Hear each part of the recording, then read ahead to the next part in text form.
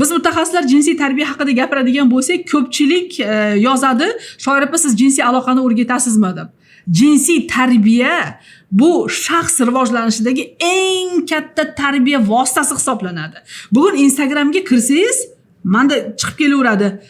Gul olib o'zini yasantusan qilayotgan o'g'il bolalar, tirnoq o'stirayotgan, salonlarga borib qoshini terdirayotgan, sochini qilayotgan, botoks qilayotgan o'g'il bolalarning ko'payib ketishi bu aslida hammamizning muammomiz. Har bir ota-onaning muammosi. Bilaman ota-onalar unday bolalar bilan faxrlanmaydi, lekin nima qilsin, men buni kesib tashlay olmaydi, chunki hammasi uni barmog'i. Aslida jinsiy tarbiya bu tarbiya vositasidagi eng muhim omillardan biri hisoblanadi. Hozir siz bilan mana shu jinsiy tarbiya haqida gaplashamiz.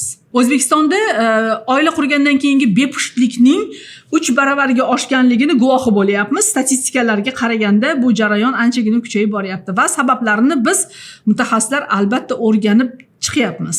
O'g'il bolalardagi muloyimlik, yumshoqlik, o'sha jinsiy rivojlanmay qolib ketishlari yoki bo'lmasam jinsiy orientatsiyalarning buzilishlari aynan o'z paytida berilmagan jinsiy tarbiya va ulardagi bo'layotgan muammolarni o'z paytida aniqlay olmaganlikning sabablaridan biri hisoblanadi. Yoki qiz bolalardagi jinsiy zo'ravonlik qurboni bo'lish, uni hech kimga aytmaslik, ota-onaga ayta olmaslik, maktab davrida sevgi hissiyotlariga berilib homilador bo'lib qolish, uni hisobiga aybdor bo'lib qolish va turli xil o'sha jinsiy hayot bilan bog'liq bo'lgan muammolarning mavjudligi ota-onalarning hushyor emasligi va yetarli darajada bilimga ega bo'lmasligini asosi hisoblanadi aslida. Va eng muhimi bu gaplarni men osmondan yoki qandaydir bir statistikalardan emas, xayolotimdagi nimalar emas, real fakt har kuni menga bo'layotgan o'sha Instagram, Telegram orqali murojaatlardan va qabulimdagi bo'layotgan muammolardan kelib chiqib aytayapman. Psixolog sifatida bu muammoning tub ildizi bola tarbiyasiga borib taqaladi degan fikrdaman. Bu fikrlar mening bolamga aloqasi yo'q deb o'ylashingiz mumkin, balki to'g'ri fikrdadir siz.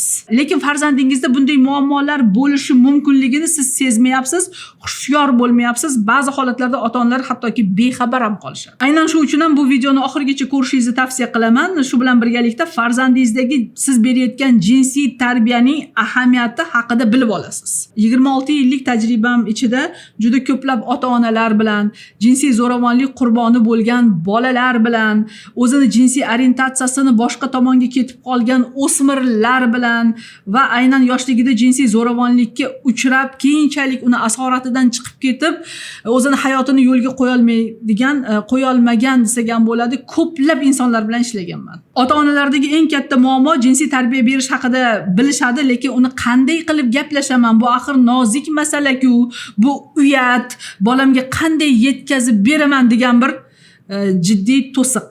Yoki bo'lmasam ota-ona farzandim qo'lida telefoni bor, o'ziga kerakli bo'lgan manbani internetdan oladi, Googledan qidiradi yoki boshqa o'rtoqlardan bilib oladi degan xato o'ylovlar. Yoki bo'lmasam ikkinchi toifadagi ota-onalar aynan bolasiga jinsiy tarbiyani o'zi bermaydi-da, internetdan bilib oladi, o'rtoqlardan biladi, sinfdoshlari, akalardan bilib oladi degan noto'g'ri o'ylovlar ichida yashovchilar. Ota-onalar bitta narsani to'g'ri tushunib olinglar-da. Agar bolanglar mana shu kichik yoshdan boshlab jinsiy tarbiyada og'ishlar bo'ladigan bo'lsa, u noto'g'ri ma'lumotlarni olib qo'yadigan bo'lsa, o'zi bilmagan holda pornografiyaga qaram bo'lib qoladigan bo'lsa, bu uni butun hayot ssenariysiga deylik yoki hayot tarziga ta'sirini o'tkazmasdan qo'ymaydi. O'shaning uchun hozir hushyor holatda kuchli e'tibor berish kerak. Toki u o'rtog'idan, ko'chadan, internetdan noto'g'ri manba olib qo'ymasin. Siz bunga juda ham jiddiy qarang. Agar bu bilim farzandingizga o'z vaqtida to'g'ri berilmasa, uni tengdoshi, uni ustoziga aylanib qolishi mumkin. Va u o'sha qo'shtirnoq ichidagi ustozidan olgan ma'lumotlarni to'g'ri deb o'ylab hayotiga tatbiq etib qo'yishi mumkin. Va bu olingan noto'g'ri ma'lumotlar farzandingizni kelgusi hayotida yomon ta'sir ko'rsatishi mumkin. Qanday o'sha maqsadlarni yo'qolib ketishi, tushkunlikka tushib qolishlar yoki zo'ravonlik xatti-harakatlarni qilish yoki o'zi zo'ravonlik qurboni bo'lishi, erta homiladorlik, erta jinsiy hayotga kirishga sababchi bo'ladi. O'g'il bolalar holatida ko'radigan bo'lsak, tanasidan uyalish yoki bo'lmasam shaxsiy chegaralarni himoya qila olmaslik holatlari ham yuzaga kelishi mumkin. O'z shaxsiy chegarasini bilmaydigan o'smirlar Ayniqsa o'g'il bolalar boshqalarga jinsiy zo'ravonlik qilib qo'yish ehtimoli bor, lekin o'zi ham aynan shu zo'ravonlikning qurboniga ham aylanishi mumkin. Eng xavflisini aytib ketaman, juda ko'p bu amaliyotimiz albatta o'sha farzandlar o'rtasida ham jinsiy tarbiyani to'g'ri berilmaganliklari natijasida farzandlarning bir-biriga qilingan jinsiy tajovuzlari. Bu albatta bizda yopiq eshik orqasida deyiladi, aslida endi o'zbekimiz uyalamiz deydi, lekin bu faktlar ham borligini aytib o'tmoqchiman. Men Shoira Isakova 26 yillik ilmiy amaliy tajribaga ega bo'lgan oila va bolalar psixologiman. Faoliyatim davomida 10 mingdan ortiq oilalarga psixologik yordam ko'rsatib kelganman. Bir necha telekanal va teleko'rsatuvlarda psixolog ekspert sifatida ishtirok etib kelaman. Va shu bilan birgalikda davlat korxonalari bilan hamkorlikda treninglar, seminarlar o'tkazib kelaman. Va bulardan ham eng muhimi yakka tartibdagi qabulimda ota-onalar bilan aynan mana shu muammolarda birma-bir ishlayman. Ularning muammolarini o'rgangan paytimda ularning ko'z yoshlarini ko'raman, og'riqlarini his qilaman. Ularning ba'zi holatlarda o'sha ilmi yetmaganligini, tajribasizlik qilib qolganligini yoki bo'lmasam qayerga borish kerak ekanligini o'z paytida bilmaganliklarini guvohi bo'laman. Oilasini tiklagan, farzand tarbiyasida o'ziga yetarli xulosalar olgan, o'zini ustida ishlagan, o'zini rivojlantirgan, kerak bo'lsa bizneslarga qarab yo'l olgan oilalarning natijalarini ko'rganimda men o'zimdan juda ham xursand bo'laman. Aynan mana shu yo'nalishlarni keng targ'ib qilish meni hayotiy missiyalarimdan biriga aylangan. Aynan shu maqsadlarni amalga oshirish uchun kichik bir qadamni tashlash arafasidamiz. Aynan mana shu dolzarb muammolarni bir nuqtaga jamlab ota-onalar uchun 2 kunlik onlayn marafon tashkil qilyapman. Bu videoni ko'rib turgan bo'lsanglar, sizlarni 13-14 iyun kunlari bo'lib o'tadigan oila, ota-ona va farzand munosabatlari mavzusidagi 2 kunlik dolzarb masalalarni o'z ichiga qamragan marafonda kutaman. 2 kun davomida oila, ota-ona va farzandlar munosabatidagi 4 ta eng dolzarb mavzuni chuqur tahlil qilamiz. Bulardan eng birinchisi oilaviy munosabatlar, er-xotinning farzand tarbiyasidagi o'rni. Er-xotinning doimiy urushlari, begonalashib ketishlari, oilaviy munosabatlarga dars ketishning farzandlar ruhiyatidagi aksi va ularga bo'ladigan psixologik yechimlar. Ikkinchi mavzuyimiz jinsiy tarbiya.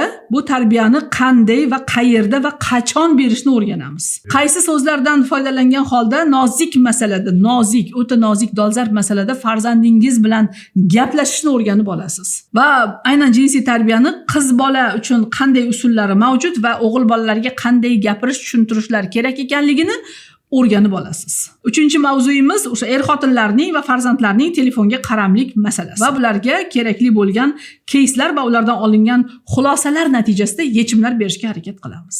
Bola bilan konfliktga kirmasdan, telefonni qo'lidan tortib olmasdan, u bilan ziddiyatlashmasdan yechim topishni o'rganasiz. Va 4-chi eng muhim mavzuyimiz bu o'smirlik davridagi farzandlarimizning xulqidagi turli xil og'ishlar, buzilishlar va ularning oldini olishga qaratiladi. Demak, bular o'sha yolg'onchilik, bezorlik, darsga kirmaslik, qizlarning yengiltakligi, o'g'il bolalarning o'sha pornografiyaga qaram bo'lib ketishlari, turli xil internet o'yinlarini ko'rishlari, erta jinsiy hayot, erta homiladorlik kabi mavzularni o'z ichiga oladi.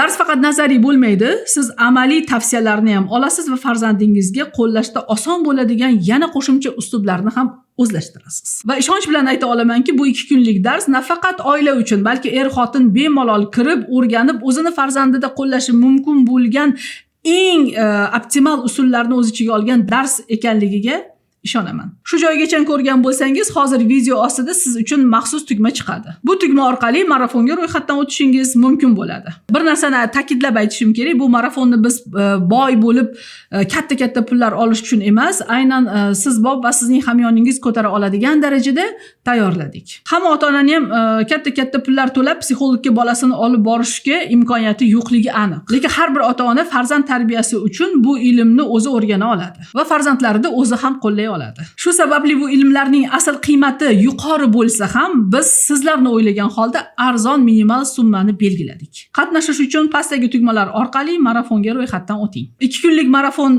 davomida ham nazariy, ham amaliy, hamda kerakli bo'lgan tavsiyalarni va video darsliklarni beramiz. Keyinchalik yana qaytadan ko'rib hayotingizdagi o'sha tajribangizni oshirish uchun sizga qo'l kelishiga ishonaman. Ota-onalarga yana bir bor eslatib o'taman, yaqin kunlarda bunday marafon bo'lmaydi va siz bilan birga marafonda ko'rishguncha.